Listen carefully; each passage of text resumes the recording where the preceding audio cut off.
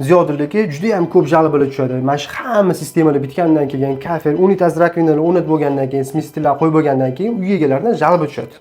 Mana smestilni noto'g'ri qo'yibdi, o'ngga emas, chapga qo'yib qo'yibdi, unitazni pastmas baland qilib qo'yibdi, smestilni dushni baland qilib qo'yibdi degan jalbalar tushadi. Sizni obyektingizda ham shunaqa muammo bo'lib qolmasmikan?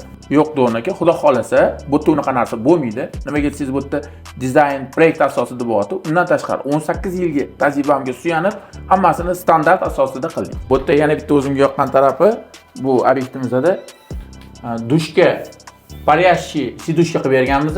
Uni ichidan ko'pi pol aylantirib olganmiz. O'tirganda zax bo'lmaydi. Bu birinchi yoqqan tarafi. Yana trapni sidushkan tagiga kirgizib olganmiz. Bu obyektimizning qulaylik tarafi, boya aytganimizdek, mana shu dush, keyin bu yerda vanna. Dush kundalik foydalanish uchun juda ham qulay, lekin ishdan kelgan charchoq bostilarga issiq vannaga nima yetsin. Bu sanuzilimizning 3 xil tizimda tikamiz. Ya'ni batareya, ko'prik pol, kelajakda bu yerda sushilka bo'ladi. Mana mana shu xonamizning hammasini termostat, komnatli termostatda boshqaramiz. Bu juda ham qulaylik beradi. Xohlagan payt past, baland haroratda usha olamiz. Nima deb o'ylaysizlar? Shu xonadon egasidan Ziyodulla akamga jalba tusharmikan? Kommentariyada yozib qoldiringlar. Endi uni vaqt ko'rsatadi.